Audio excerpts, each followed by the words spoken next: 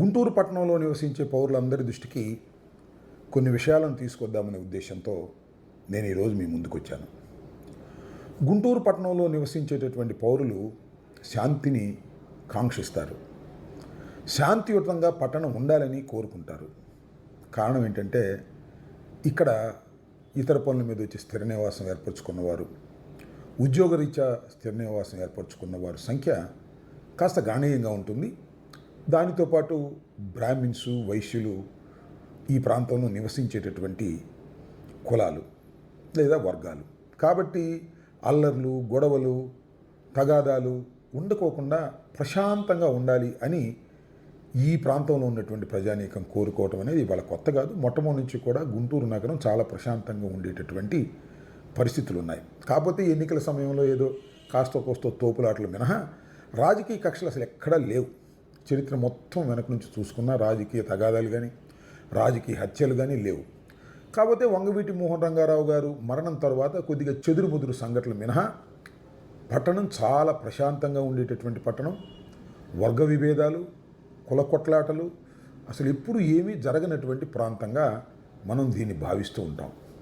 ఎందుకు ఈ విషయాన్ని చెప్తున్నానంటే, ఈ మధ్యకాలంలో తెలుగుదేశంలోకి కొందరు నాయకులు వచ్చారు. అర్ధంతరంగా వచ్చారు, అర్ధంతరంగా పదవులు పొందారు. వారి వల్ల శాంతి భద్రతలకు విఘాతం కలిగేటటువంటి పరిస్థితులు డెవలప్ అవుతున్నాయనేటువంటి విషయాన్ని మీ దృష్టికి తీసుకురావాలనేటువంటి తాపత్రయంతోనే నేను ఈ వీడియోని చేస్తున్నాను. ఎందుకంటే మీరు చూశారు కదా సార్, రాజకీయాల్లో రాజకీయ విమర్శలు, రాజకీయ నిరసనలు ఇవి ఎప్పుడు జరుగుతూనే ఉంటాయి. ఇదేం కొత్త కాదు. నేనేదో రాజకీయంగా విమర్శ చేశానని క్షమాపణ చెప్పిన తర్వాత కూడా ఎంత పెద్ద ఎత్తున దాడి చేశారో నేను మీకు ప్రత్యేకంగా చెప్పాల్సిన అవసరం లేదు. సరే, దాని మీద కేసు కూడా పెట్టలేదు, ఎవరిని అరెస్ట్ చేయలేదు. ఈ విషయాలను పక్కన పెడితే చంద్రబాబు నాయుడు గారి పరిపాలన 2 సంవత్సరాలు ముగిసిన సందర్భాన్ని పురస్కరించుకొని రాష్ట్ర వ్యాప్తంగా పెద్ద ఎత్తున కార్యక్రమాలు చేయడానికి వైఎస్ఆర్ కాంగ్రెస్ పార్టీ పిలుపునిచ్చింది. వెన్నుపోటుకు 2 సంవత్సరాలు అనే కార్యక్రమంలో మేము 4 కార్యక్రమాలు చేశాం. 1 చుట్టుకుంట, 2 గుజ్జనగొళ్ళ, 3 60 అడుగుల రోడ్డు, 4 మన అంబేద్కర్ స్టాచ్యూ దగ్గర. మొదటి రోజున 2 నిర్వహించాం. 1 గుజ్జనగొళ్ళ, 2 చుట్టుకుంట. చిత్రం ఏంటంటే, గుజ్జనగూడలో నిర్వహించినటువంటి కార్యక్రమంలో తెలుగుదేశం వాళ్ళు కూడా పోటాపోటీగా నిర్వహించేటటువంటి ప్రయత్నం చేశారు. వాళ్ళు కూడా 200 మంది పోగయి తెలుగుదేశం జెండాలు పట్టుకొని నిరసన తెలుపుతూ జగన్మోహన్ రెడ్డి గారి దిష్టి బొమ్మను తగలబెట్టారు. ఎక్కడ తగలబెట్టారు? ఖచ్చితంగా మేము ఎక్కడైతే ప్రోగ్రాం చేస్తున్నామని ప్రకటించామో అక్కడే చేశారు. ఏమిటి ఈ ధోరణి ఏమిటి అని నేను అడుగుతా ఉన్నా. ముఖ్యంగా గుంటూరు పట్టణ పౌరులను అడుగుతా ఉన్నా. నిరసన కార్యక్రమాలు మేము ప్రకటించి ముందు చేశాం, వాళ్ళు ఎక్కడా ప్రకటించలేదు. కానీ ముక్కుకోకేటటువంటి కార్యక్రమం, రెచ్చగొట్టేటటువంటి కార్యక్రమం, పోలీసుల సహాయంతో చేసేటటువంటి కార్యక్రమం ధర్మమేనా? సరే, నేను ఒక లాజికల్గా ఒక ప్రశ్న అడుగుతా. మేము 4 చోట్ల 2 రోజులు చేశాం కదా, మరి 4 చోట్ల ఎందుకు చేయలేదు మీరు?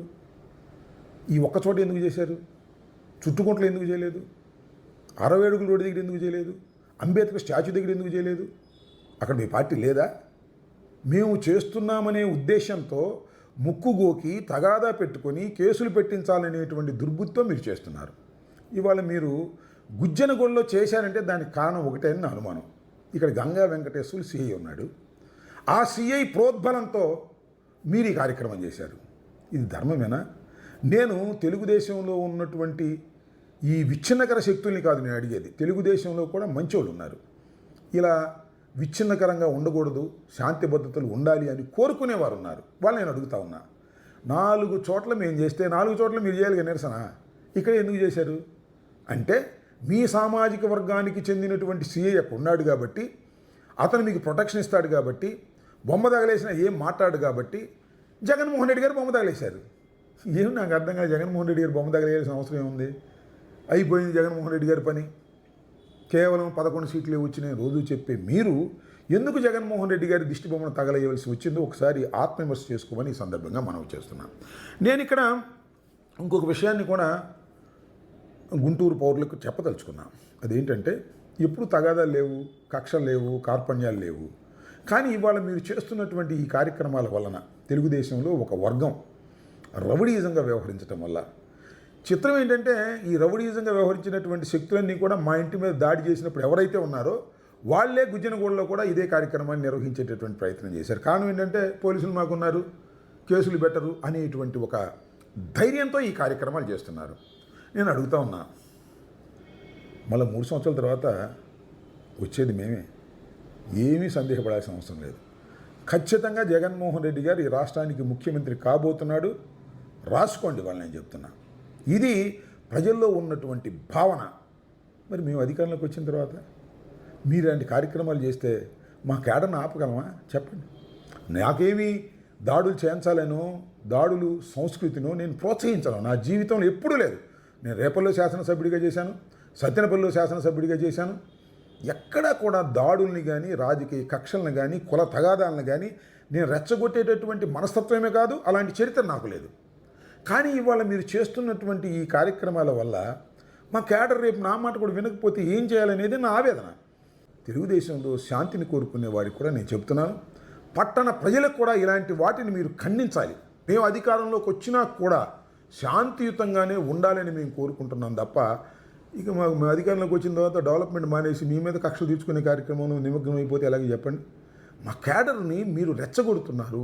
ఇవాళ మేము అణిగిమణిగి ఉండొచ్చు, ఎందుకంటే పోలీసులు మా చేతులు లేరు కాబట్టి, కేసులు మా మీద పెడతారు కాబట్టి జైలుకి వెళ్ళలేక భయపడి ఉండొచ్చు. ఒకసారి అధికారం మా చేతుల్లోకి వచ్చిన తర్వాత కాబట్టి ఆలోచించుకోండి.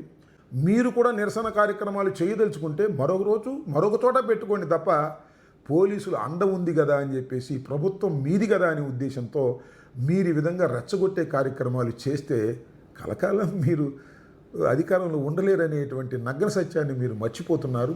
నేను ఈ సందర్భంగా పట్టణ ప్రజానీకానికి, ముఖ్యంగా శాంతిని కోరుకునేటటువంటి పౌరులకి నేను మనవి చేస్తున్నాను.